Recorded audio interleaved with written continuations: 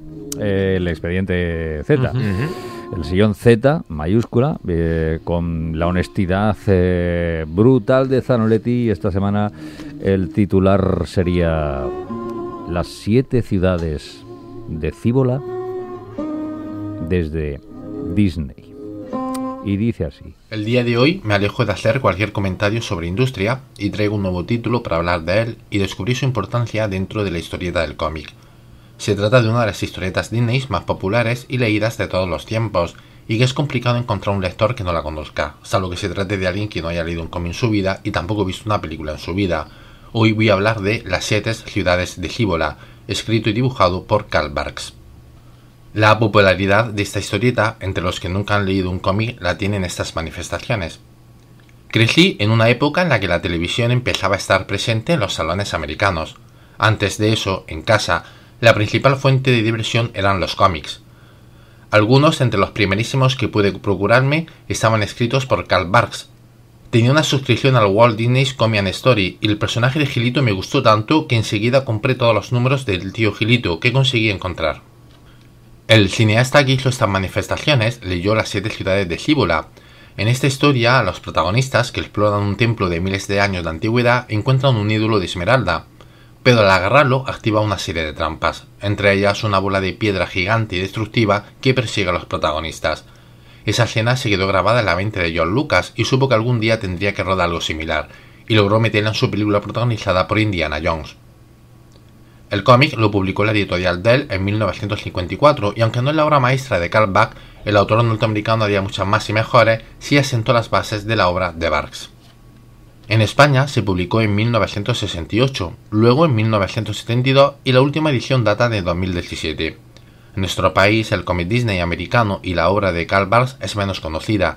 Es debido a que hemos consumido más cómic Disney italiano que norteamericano, además de que en aquella época a los autores se les tenía prohibido firmar sus obras, de modo que jamás aquella generación de lectores leyeron el nombre de Carl Barks, y salvo que fuera un avezado del noveno arte, tenías complicado diferenciar un cómic de Carl Barks que de alguno de sus aprendices.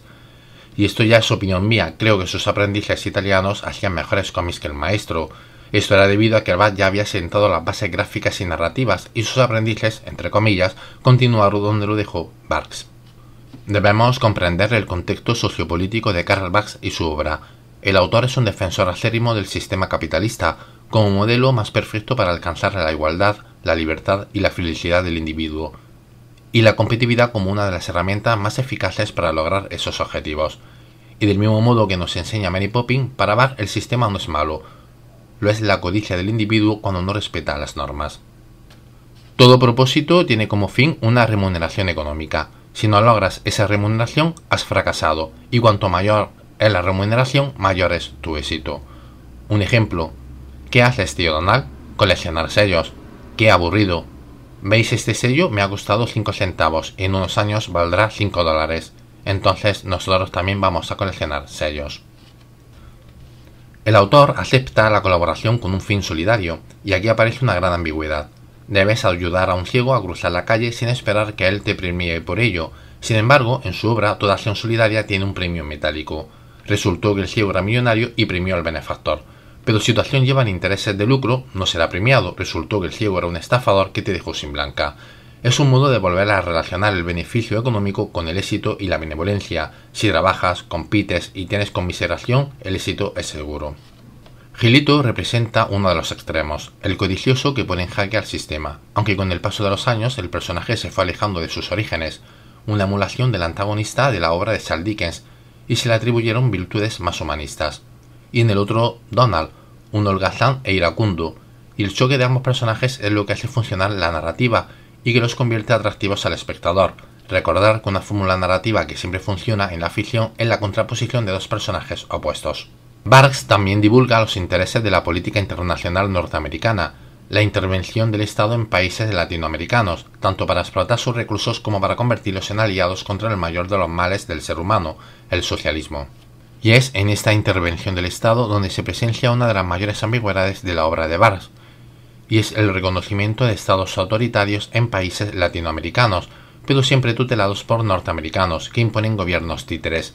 El no aceptar la democracia para aquellos países choca con la defensa de la democracia en Estados Unidos. Sin embargo, detrás de todo esto hay prejuicios, racismo y xenofobia.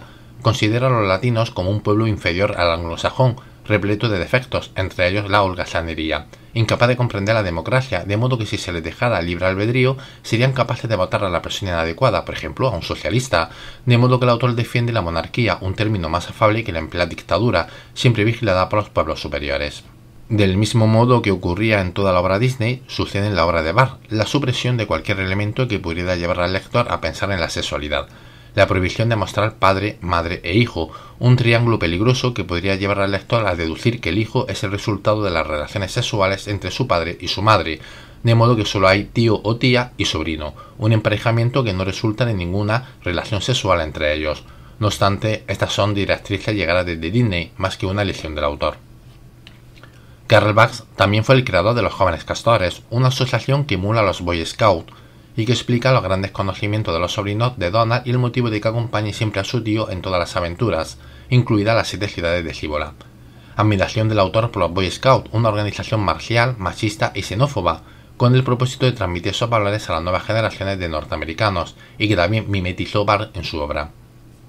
En las historias largas, Barks hace una distribución clásica de 8 viñetas por página, menos la primera, donde solo introduce 5, abriendo con una viñeta del tamaño de 4, donde incluye el título y presenta al protagonista. Las 7 ciudades de Cibola se abre con una acción icónica, que todavía no lo era en su época, pero acabará siéndolo, Gilito bañándose entre sus monedas de oro, aunque las versiones originales lo hacían monedas de plata, y en otra historieta lo veremos incluso nadando.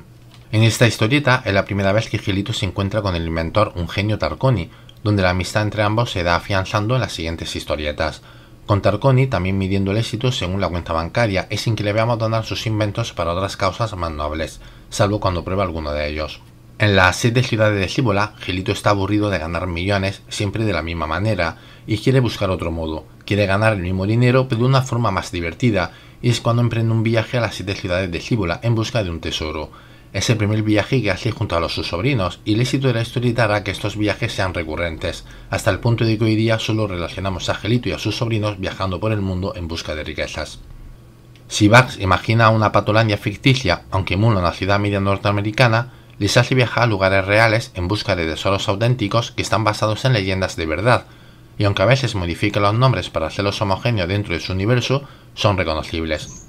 Cibola es un reino que antiguamente lo situaban al norte de México, zona a la que llamaban Nueva España, y se componía de 7 ciudades que formaban el reino de Cibola y de Quivira. Los conquistadores españoles pensaban que allí podría encontrarse una especie de El Dorado, pero todo fueron rumores exagerados, aunque no faltaron expediciones que viajaron a ese reino, expedición que Gilito quiere repetir, un modo de Barks de divulgar estas leyendas, mitos o hechos históricos, para los cuales el autor se documentaba. La historieta de Barks se convierte en una aventura de tono fantástico, y desde entonces se generalizará para decir que Barks es un constructor de aventuras, aunque haga también ciencia ficción y otros géneros. La expedición llega al reino de Cibola y allí encuentran todo ese oro que habla la leyenda, y también descubren en los escritos que la civilización desapareció por enfermedades que trajo el hombre blanco. Donald dirá, con todo el oro y las joyas no pudieron comprar salud. En estas 2 viñetas va a dar 2 mensajes curiosos que contradicen la ideología que rodea su obra, o tal vez esa ideología sea impuesta por la editorial o los amos de la licencia, o una contradicción más en su obra. El hombre blanco y el mal que lleva a los lugares que visita, provocando el genocidio, y el dinero no lo compra todo, no es lo más importante. Los golfos apandadores, otra creación de Barks, llevan siguiendo la expedición desde el comienzo, y aunque Gilito y los suyos descubren que es mejor no llevarse el tesoro que han encontrado porque eso activaría las trampas, los apandadores no piensan lo mismo, y en la codicia humana logrará que esa piedra redonda y gigante sea impulsada, y que a su paso vaya destruyendo todo hasta dejar a la ciudad enterrada bajo escombros y sus tesoros lejos de los hombres. No hay que olvidar la calidad gráfica de Barks ni el ritmo trepidante de su narrativa, 2 elementos que hacen que leamos una y otra vez la obra del autor, sin importar que estés de acuerdo o no con su modo de pensar, la ideología que divulga o la propaganda política que haga. Sí, señor, el expediente completo Z Zanoletti, el folio de Ortega, ¿cuál sería? Que los Boy Scouts no son trigo limpio. O que lo parezca, ¿no? ¿Y el de Sánchez? ¿Folio de Sánchez? Pues que da igual, no penséis más. Siempre que veáis un ciego que tiene que cruzar la calle, ayudarle. Tenga dinero o no tenga dinero. No seáis peseteros. Correcto. A veces las apariencias también engañan, ¿no? Sí. Correcto. Pues hoy abrochamos poquito a poquito este planeta Duna 717 que ha contado, ya digo, pues con la confirmación, afortunadamente, de la revista de cómics